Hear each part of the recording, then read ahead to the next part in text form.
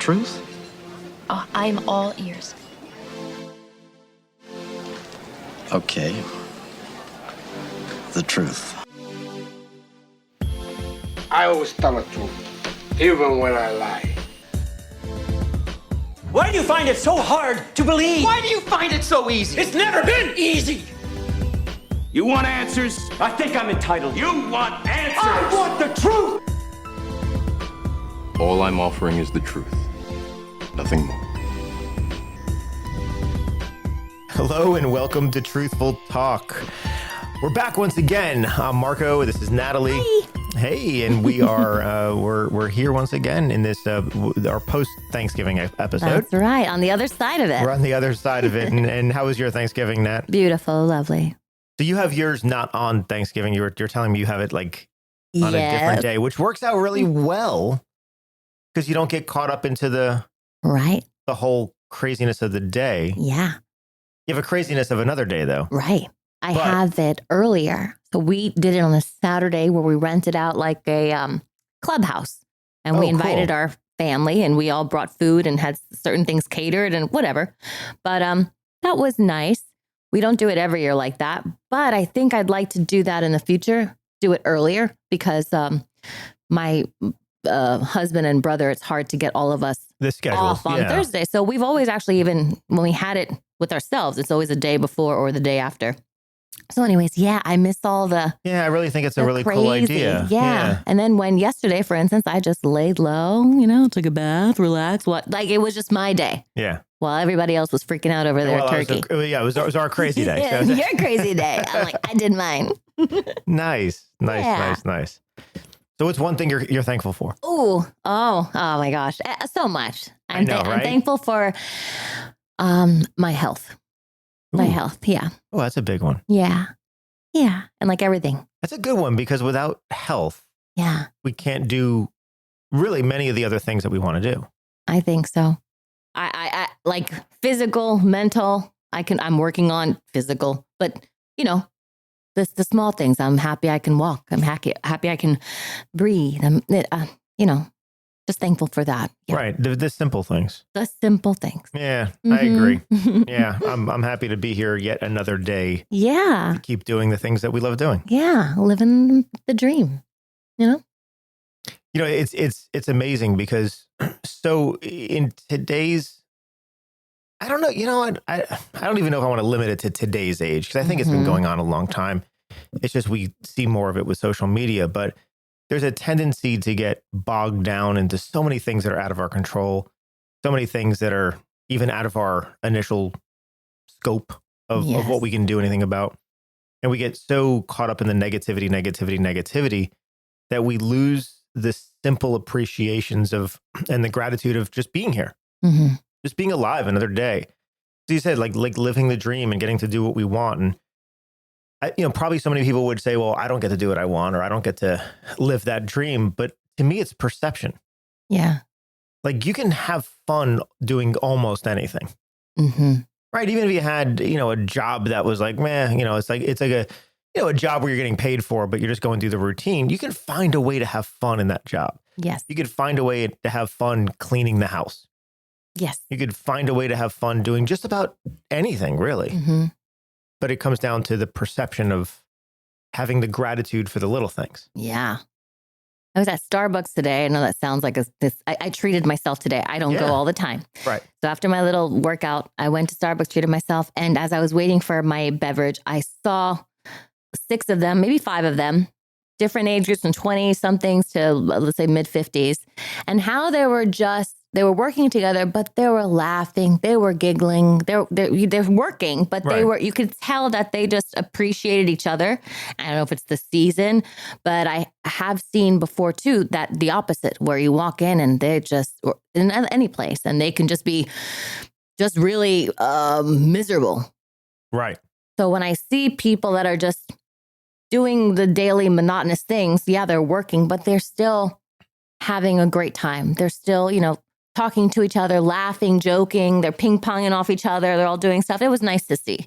You don't see it often, but when I do see it, I'm just like, look at them. Yeah. Good for them to, not be, say like, this is it. or whatever. Well, I think it's so easy to get caught up into the feeling of lack, the feeling of just negativity. Oh, I don't want to be here. I don't want to be doing this. I don't want to be in it. And without realizing that, well, you get to do this. Mm-hmm. And I mean, there are worse alternatives right now. Mm-hmm. And so you may not want to go work at this fast food restaurant or whatever, because, and listen, I get it. We'd rather be maybe doing something else, Mm-hmm. but hopefully you're working toward that. Yeah. Save some money or whatever you need to do to learn to get to wherever the next stage of your life is. But while you're doing that, I mean, there's so many people that either don't have the opportunity because they're not alive, Mm-hmm. or they're going through some really, really bad hardships. Mm-hmm. So I think it's so important to focus on the positive every day, which is what you mentioned last time, how you like to wake up and start with that. Mm-hmm. I do. And even this morning, as I was doing it, I was lethargic. I'm tired. It's a super gray day today. It feels like a northeastern, like I feel like it wants to snow. Now it's beautiful and warm outside. But anyways, my energy level was low this morning. And here I go. And I'm thinking about like, okay, what am I thankful for?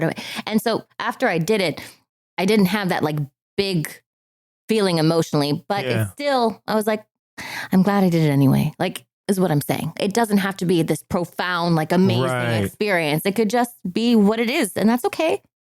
But you just do it and then you continue on. And I think that part of that was part of the reason that I was able to see other people enjoying themselves or be like, I was aware of it, kind of sets you up for success in that way. You can see that. I think that's a good point. Being aware, because I think what you're aware of out in the world depends on your perception that day. Yeah. Like, what are you focused on? Are you focused on positivity or negativity? Mm-hmm.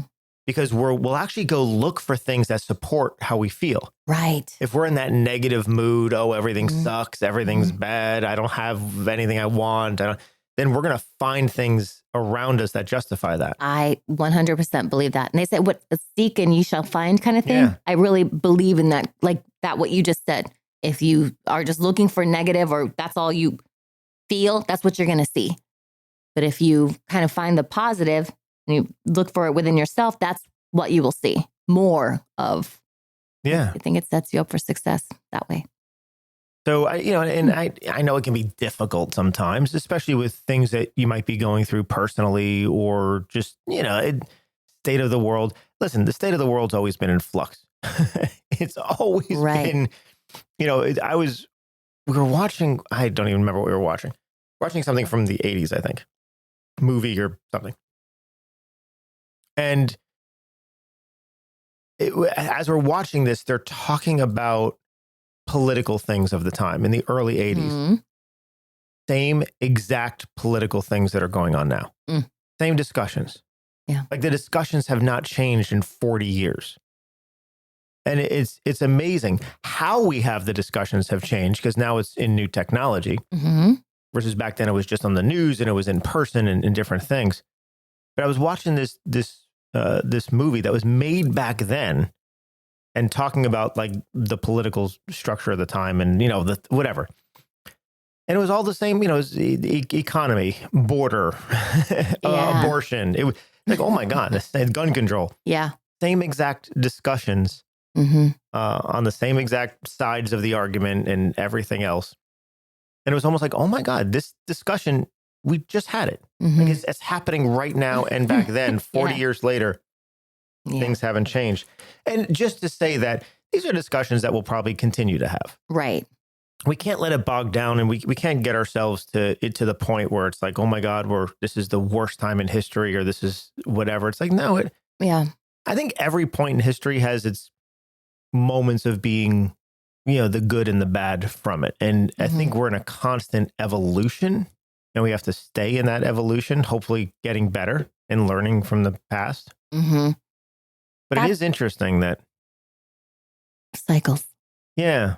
And it's the same. Yeah. And then you can hear, I want to call them like the old timers, like 80 and plus, like it's the same shit, how they kind of there's a wisdom of them trying to like tell us like, it's the same stuff that's happening kind of like, so don't get bogged down. Don't give up. Yeah, I think when you continue live fighting, but because when you live long enough, to go around the circle all the way once or sometimes twice, when you've seen the cycles, right? When you're 80, and it's like, I've been around this wheel twice already, and it just keeps going around. Yeah, the same thing. Right. But when you're younger, you're only halfway around the cycle one time. You're like, no, this is different this time. It's like, it's really not. Yeah. It's really the same thing. And that's a hard, what do you call it? The growing pains. That word has been used a lot by me this year. Like, I don't know what this is, but it's a growing pain. It's like, and emotionally it hurts. So, but it's like, you have to go through that because on the other side is when you do grow. But, I think it gives us some kind of peace with saying, okay, that's okay.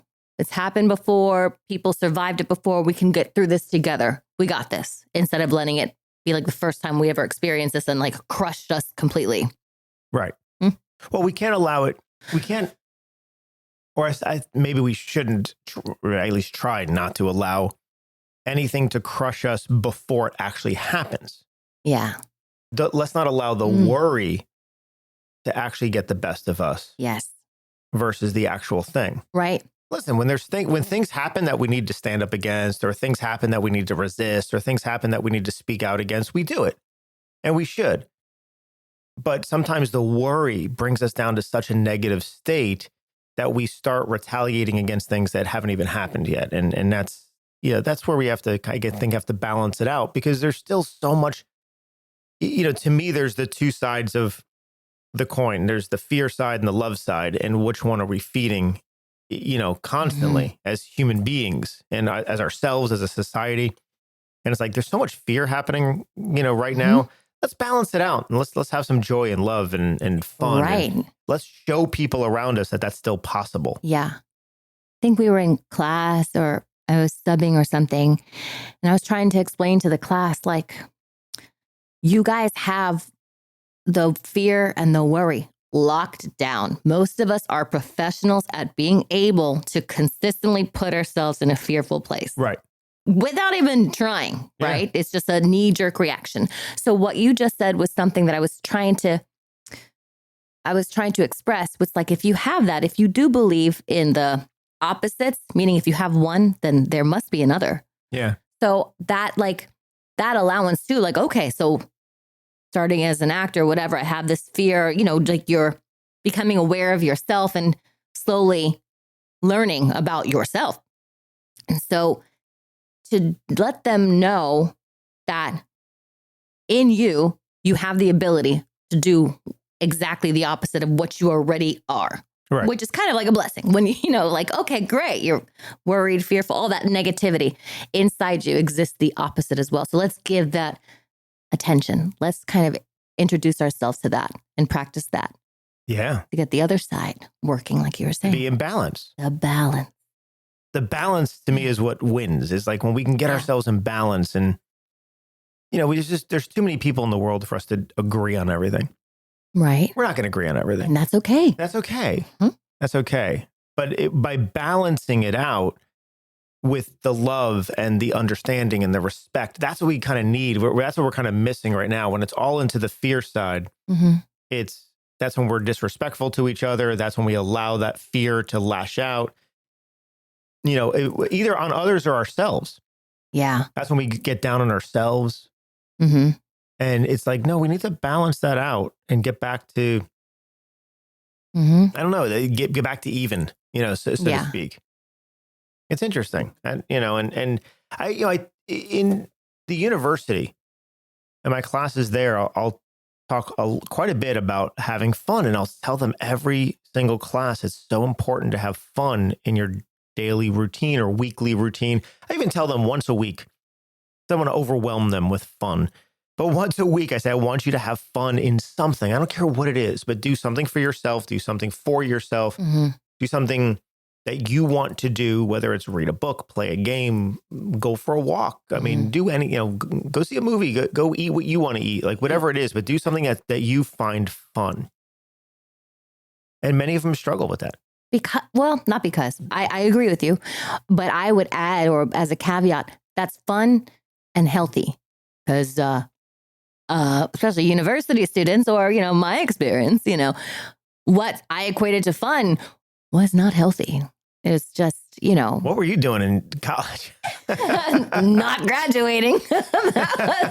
Everything opposite.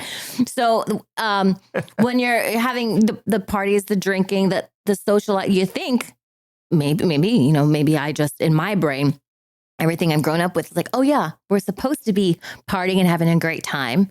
But for me, I was like, I couldn't keep up with the classwork because I did something unhealthy that was fun. But what I'm saying is like it lingered. So when you have fun, like I think innocent fun. Yes. I think that's a great way to kind of put it. Something that is healing to you. Like you said, a movie, because, you can have fun drinking 4 vodkas. That's just for an appetizer. Like you can have a great time at karaoke. Yeah. But it's going to not be so good. You know what I mean? So innocent fun. Find something. I do. Yeah. No, I do like that caveat of innocent fun because to me, it might feel like fun drinking like 4 vodkas, but what are we covering up though? What are we really doing in that? What are we? I got dressed up and was hanging out with my girls. We're having fun. Yay. Yeah. But was good for nothing for 2 days straight, So do something that's, I think, innocent fun. You can just go and have a good time like you did when you were a kid. Yes. Mm-hmm. I like that. Yeah. Yeah. That doesn't interfere. It's not going to have any other side effect. Yep. So I think it's helpful. Good note, Marco. But it is an interesting thing because what I notice in college is that the kids in college are put under such stress, but by the college itself. Like one you have the stress of typically, anyway, you'll have the stress of kind of parents or, whoever's guiding you. There's usually that stress of, you have to get good grades and you have to get a good degree and, all of those things that parents want you to, you have to become a doctor or a lawyer or an engineer or get your MBA or you have to work on something that's going to make a lot of money. Of course, I teach in the film department, which is more artistic. And so there's so many students that are like, yeah, my parents don't like that I'm doing this. Oh, yeah. It's a big thing. And so there's stress that comes with that. Yeah.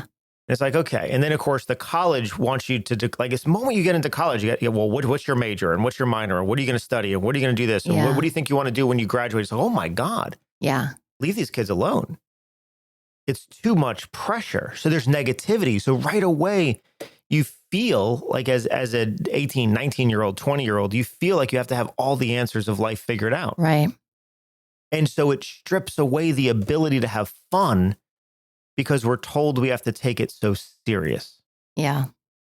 And we're not allowed. And then, individual teachers have the tendency to not be compassionate or not gear their teachings towards the students who have different learning abilities. Right. And, and so now all of a sudden there's this added pressure and, oh my God, I feel bad for students today, I think have it far worse than when I was in college.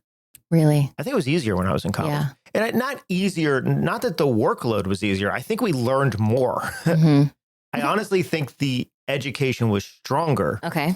And we learned more, but we didn't have this constant pressure on top of us that we had to be great all the time. Yeah.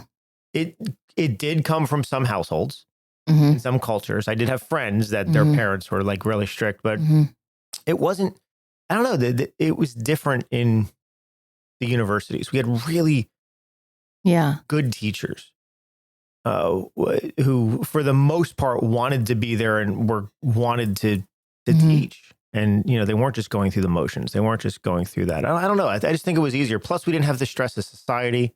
Yeah. We didn't have the stress of social media. We didn't have the stress of violence. Yeah. Like none of that existed. And so things were just, I think because of that, we didn't have this inherent stress coming into college that the kids do now. I think they have it far more difficult than we ever did.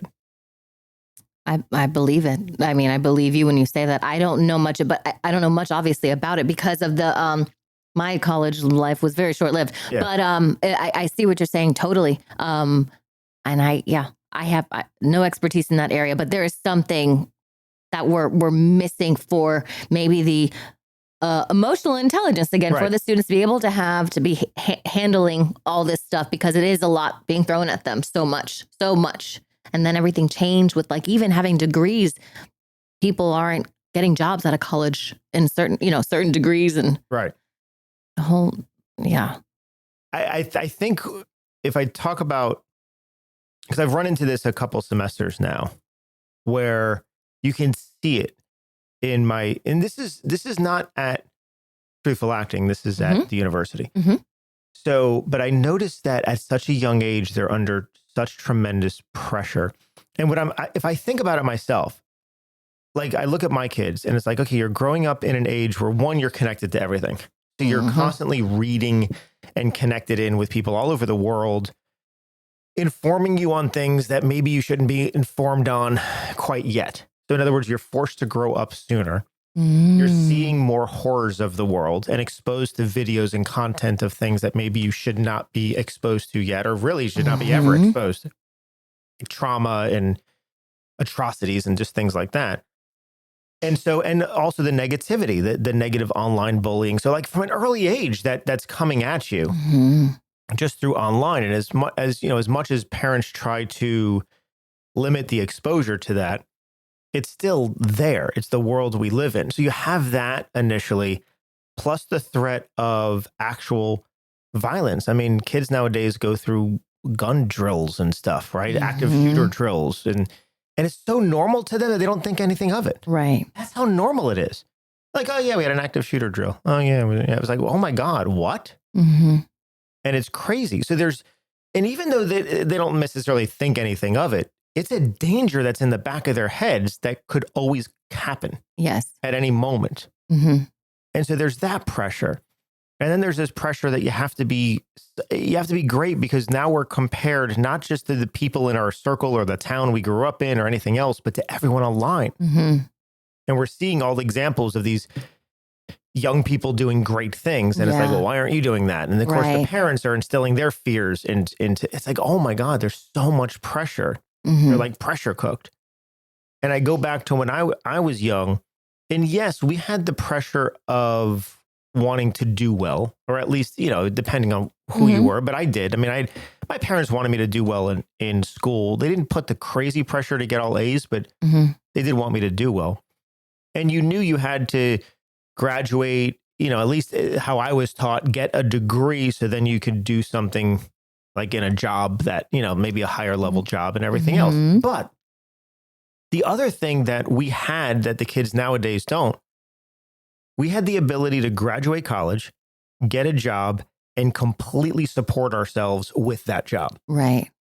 The job we got back in the 80s and the early 90s. And so like that, you could come out of college, get a full-time job and earn enough to live, to eat, to you got good health care, you had insurance, all of this stuff you were able to get. I got a car, I had an apartment, and you could support yourself. It was enough. And then now with everything being so out of whack, adults that have been doing this for a long time who have career jobs have a hard time supporting themselves. Two people in a household working together have a hard time supporting themselves. And so I think there's that added pressure on top of everything else. If I'm a kid in college looking at it and saying, okay, I'm getting my degree, I'm going to graduate, but I got to struggle for the next and you're in 20 debt years before you even, so you have all this in debt before so you owe so much money before you don't even know what debt is. You know what I mean? Until you owe. And so that's why I look at it and say, I think the kids today have it much on top worse. Of it. Yeah. And I say all that because they come into my class and I try to make my class so different than any experience they ever have in the university. Because one, I want to talk to them like adults, not like kids. It's like, because they are. I mean, they are adults. Right. And it's too many times they're still treated like they're young teenagers, like they're early adults, and they're being told, oh, this is what you have to do, and this is how you have to do it, and this is who you need to be. And it's like, no. These are living, breathing human beings that are fully developed. It's like they need to be treated like individuals who are on their own path, and whatever path they want to go on needs to be supported and cultivated. Right. You want to be an artist? Go be an artist. Be the best one you can. You want to be a writer? Yes, write every day. You got my full support. You want to be a filmmaker? My God, do it. Mm-hmm. Don't let anyone tell you you can't. Right. And so that's what I'm finding that today the younger generation doesn't have enough of is support and positivity. Yeah. Everything's so serious. Everything's so under pressure. Mm-hmm. And they just don't have the ability to just be. I have two things about that. One thing is I just heard that Australia is going to be the first country that's going to ban social media for 6. It's illegal for them to be on any social platform, I think before the age of 16 or 17. Okay. So I think that's kind of interesting because I'm like, oh, what's going to come of that? Because I believe that, yeah, you are correct. And these are people's brains that are not children. I mean, they're not fully developed. It's a lot to throw at someone when you're not actually totally developed. It's a lot. And it's unregulated. It's a lot for an adult, and it's unregulated. So I think that's very interesting what you're saying, because that adds a whole nother like monkey to the mix. And it's difficult enough to raise a child who's going to become a productive, healthy adult that's able to sustain themselves with all the stuff like you just mentioned that's going on. Right. So the other thing with the support thing, I agree with you in that. And I feel that is a rare thing to have in families in general is support. Because maybe people are most people are rational minded, I think. I'd like to see like what the statistics are, because the art, when someone goes into art, and let's say if they do come from a blue collar background or whatever that is, these people, no offense, but they know nothing about artistry or how to have a life that's going to be able to sustain you through that. Right. It's very difficult. It's actually like you're talking about two parts of the brain or people that don't understand the communication. I grew up with that same situation, and that was so I had a scholarship that was afforded to me, but my parents were like, there's no way you're going for that. There's no way. So it was already like hammered down, like this is not good enough kind of situation. So it took years and years of like, why am I at the bar with my friends and drinking? Yeah. Like I was covering up something. It was like something that was not healthy, because the support, what I hope for your students, and I know you bring to the table, is that support.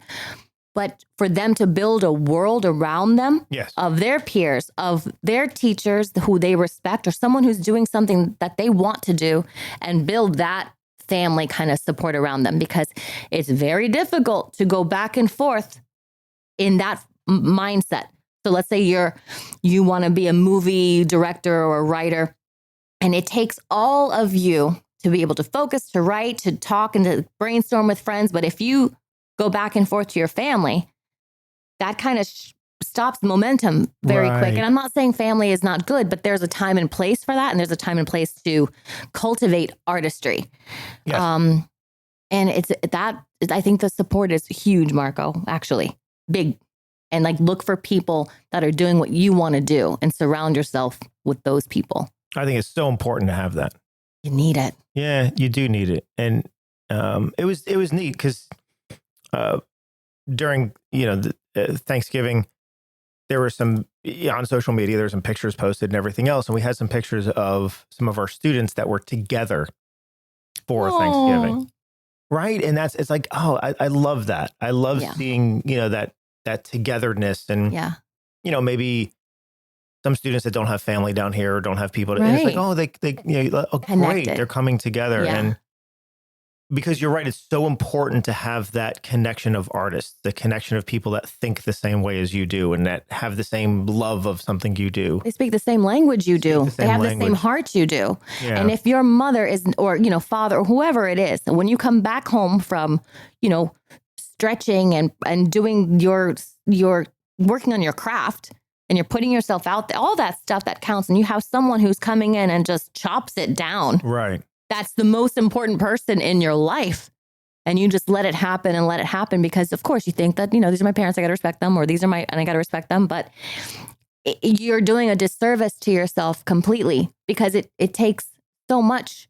But when I was watching a trailer, and it's about a young girl, 16, 17, who is a fighter and is a boxer. And she went to the Olympics, and her whole family was behind her. The cafeteria lady who was giving her food, she says, "Where's the French fries?" And she says, "Your coach said no French fries."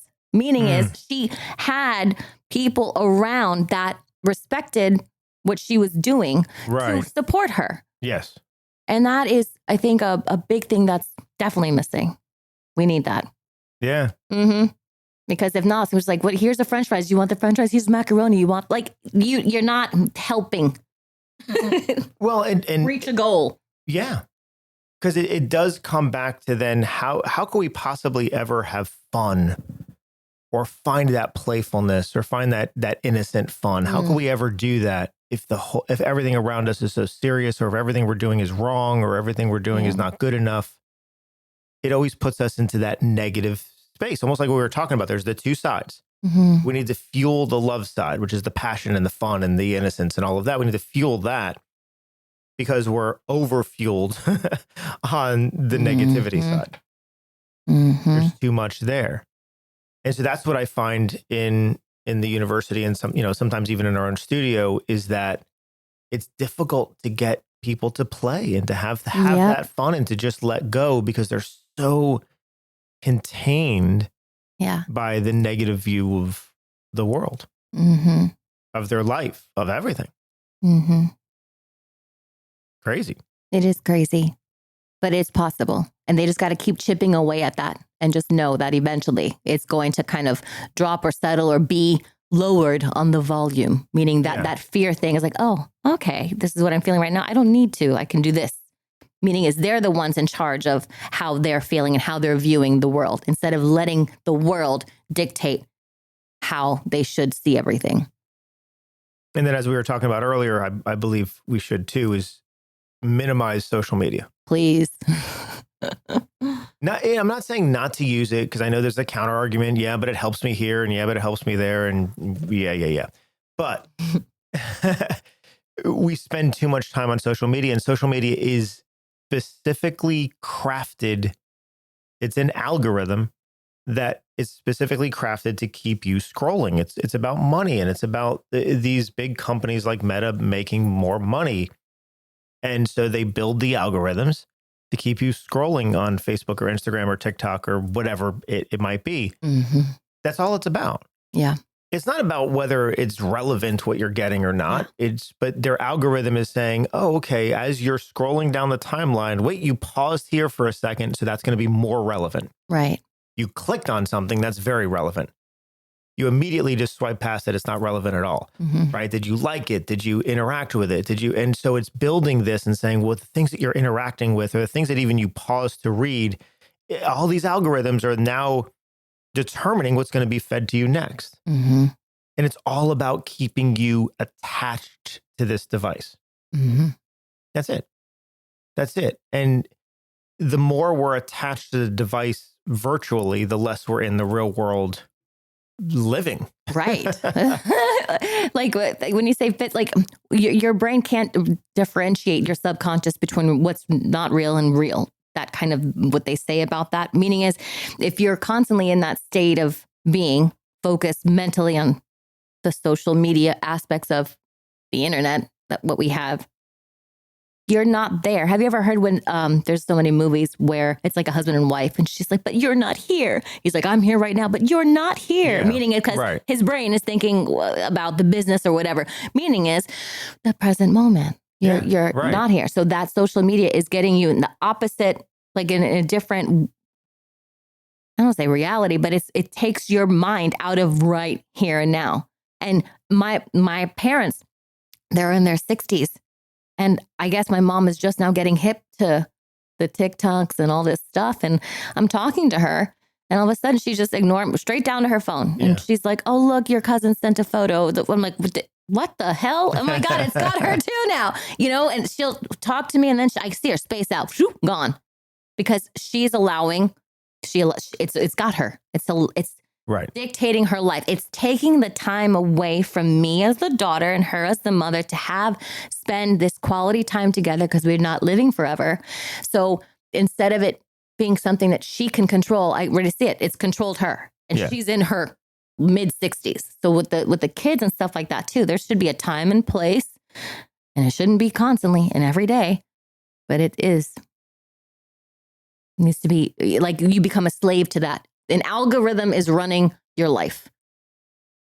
It's becoming more difficult too because schools are turning to technology, which I think can be a good thing. But it's like, I see it in the colleges where it's like, oh, I have this course and it's mostly online. And so now it's like, okay, so the online aspect of it is we have a system that we have to like log into, and they log in and now they're watching videos and doing, it's like, well, wait, where's the teaching?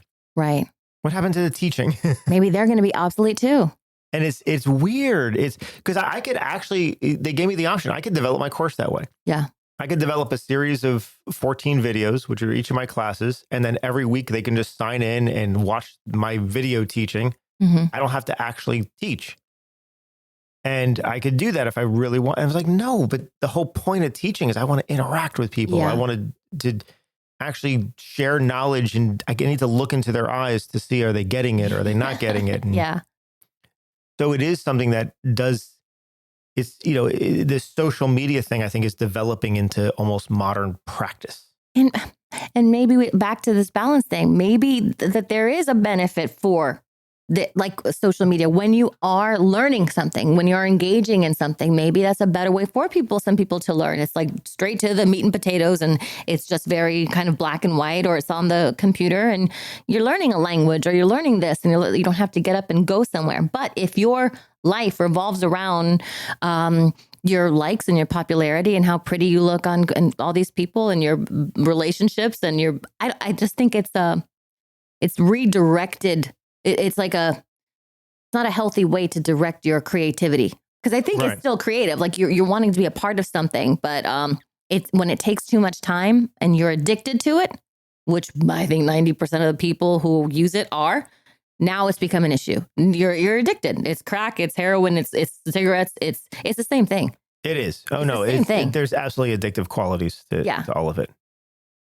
And I was helping one of my daughters pick out her classes for college, and I was surprised how many were online.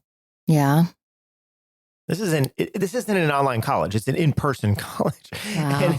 And it's like, I'm looking at these things and it's like online. And they'll have like 20, classes in the same subject that are online, like different sections of it, and one in person. I'm like, huh. And is it beneficial, you think, for the universities? Oh, right. Well, like money, like you're going to get more, right? Yeah, of course. And then there it is. Of course. They don't so much easier to teach. They don't give a damn about your mental health. Well, a lot of these sections, like depending on what the course is, it can be I can record once the lesson, right? And they can then replicate it 20 times. So that's to me the danger of it. That's crazy. And because I think when we lose that interactivity, the sitting in a classroom and talking to a professor, working on something, I don't know. And, they have also something called mixed mode, which is you're part online and part in person. I'm like, okay, I can see that, because there are some things that maybe they can just work on their own. But man, we got to work with each other. We got to be in person. And especially when I'm looking at theater classes that are online. Yeah, there's certain. And I'm looking at like photography is online. I'm like, what? Stop, photography's online. Yeah. That's hysterical. And it's because like you have to have your own camera, and they'll tell you what to do, and you go take pictures of it, and then I guess upload it. And then, okay. So it is that way, but it's like, no, wait. So I remember taking a photography class in college, and it was great. We actually went out, and there was groups of us, and they were, okay, here's how to, take this picture of this bird or whatever. And here's how to set, it's like you're doing it together, and there's I'm like, well, mine's not looking right. What can I do? And the professor would come over and say, okay, adjust this. And okay, there you go. And you know what I mean? It's like, we're learning. It's, to me, like what's bubbling up in my mind. I'm like, oh my God, Yeah, I think I said it earlier, but it was just kidding. But it could be that teachers will be obsolete as well. Meaning is, remember how Walmart or the cashiers, everybody, they were removing the cashiers. It was a big thing. It was like, what the hell? What the hell? And I think the next guys that were on the chopping block, from what I remember, the waste management guys or something like that, where they were downsizing. So I remember just thinking about like, wow, certain professions, they're very rightfully so scared. But, to me, I'm thinking like, that's the way of technology does this. And I'm just thinking teachers might be also, and it's going to be a rare, like a dinosaur when you see someone teacher in person. It just might be the way of the future. Oh my God, it's crazy. I don't know. Well, I mean, once they have all of our lessons recorded, once they have, it goes back to almost what's happening in the movie industry of what are they allowed to use and what are they not allowed to use. Mm-hmm. Like the university right now, like I create all of my own content for the course I teach. Yeah. They've just put out this thing where they're asking for everyone to make it public. Like they want you to take what you've done. They're saying, okay, you can go in and you can create this file that goes through your entire lessons plan and all your documents and everything. And you can put it in this folder. So that way, if someone else ever has to teach your course, they have access to it and they can teach your course. Yeah. Yeah. So you're giving away your intellectual property. And I'm like, your no, this is no, you brought me in to teach this. I'm teaching it. It's proprietary. I think a lot of times what happens is you'll be asked to teach a class, like let's say you're in a big university and they might say, hey, can you teach this class this semester? And you go and you teach it and then someone else is teaching it next semester. And someone like, it's one of those type of, especially like lower level classes, for example.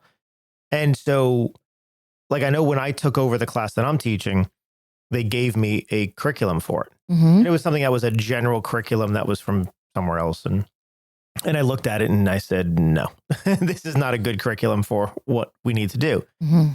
So I created my own. But the thing I created was very proprietary.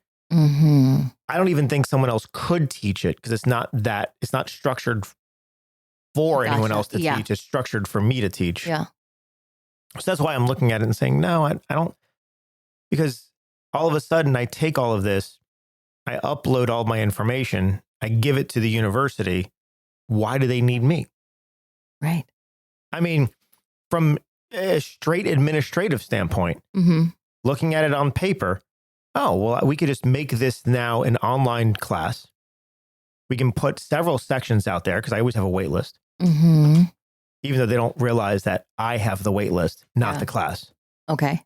Right. It's people want, it's the word of mouth of wanting to be in the environment of what I teach. Yes.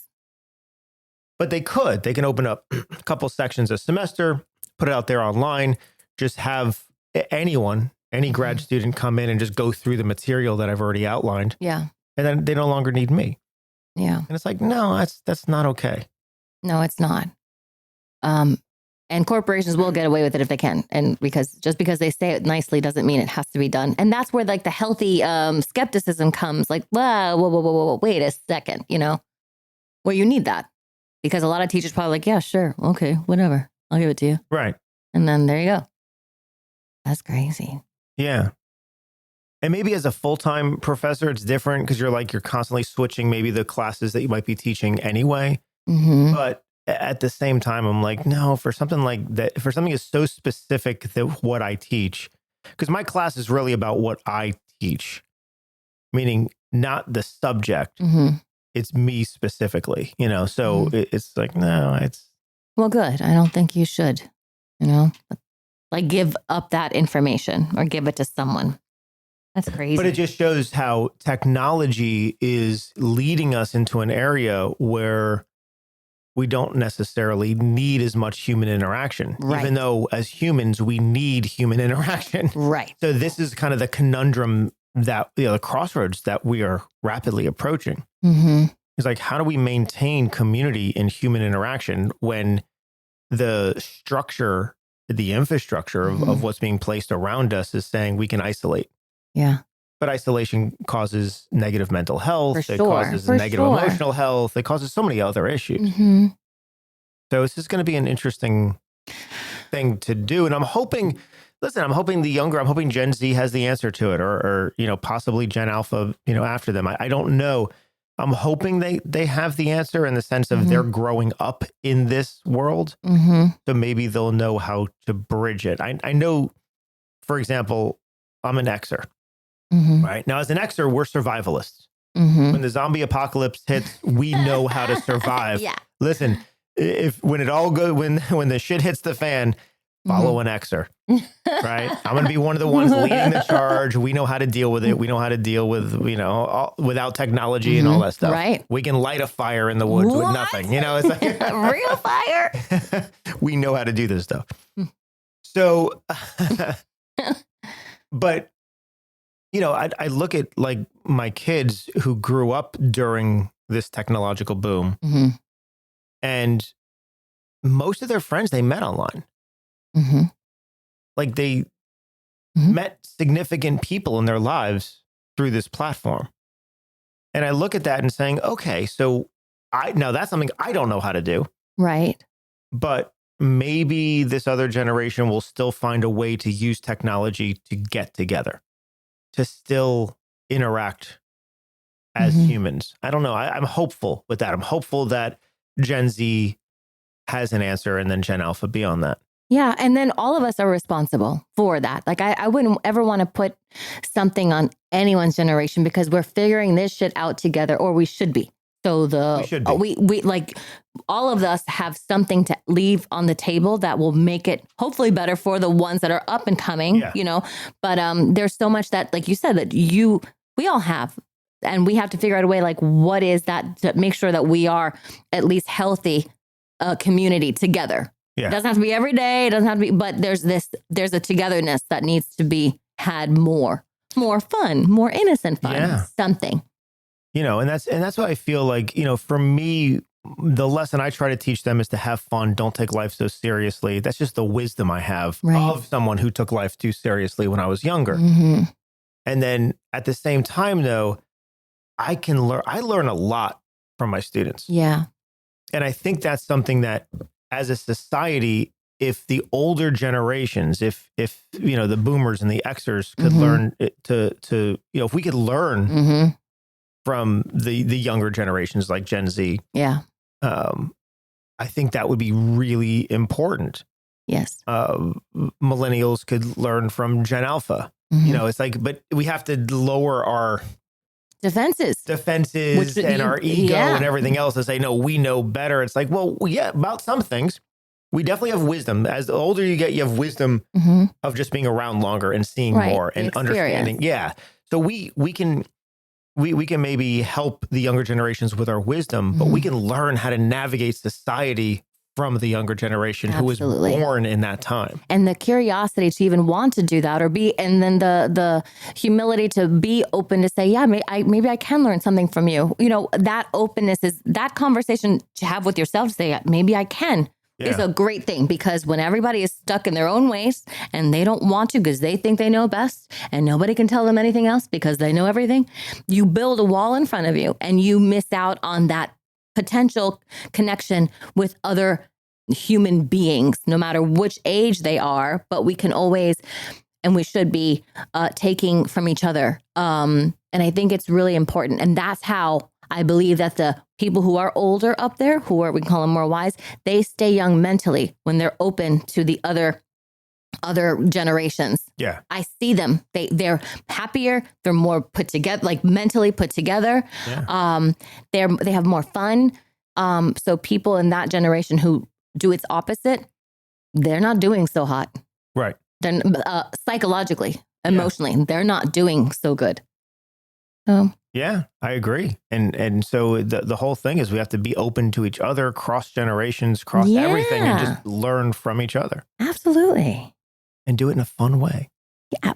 Innocently. Innocent fun. Yeah. Innocent fun. Let's go have a cocktail. You must have had a lot of non-innocent fun for you to keep coming back to that word. No comment. So innocent fun. All right, everyone, that's all we have for you today. But thank you for tuning in to this rambling session of what we were, whatever today was even about. But But I think the importance is make sure you have some fun. Make sure you focus on the positivity in the world. And sometimes you have to willingly do so. It's, sometimes we wake up and it is difficult to get out of bed in the morning. It is difficult to do the things that we have to do that day, or it's easy to focus on what's wrong in our world around us, or even our own life. But there's also a lot of things that are going right, and it's important to focus on those. So have a sense of gratitude. Treat everyone around you with kindness. Reward yourself for the risks that you take. And please have some fun. All right, everyone, we will be back soon. And we'll talk to you then. Bye. Bye. If you'd like to learn more about our studio and what we do, you can find us online at truthfulacting.com. And check out truthfulactingonline.com for our Learn at Home at Your Own Pace courses. So what I told you was true, from a certain point of view. You must unlearn what you have learned. I know what you're trying to do. I'm trying to free your mind, but I can only show you the door. You're the one that has to walk through it.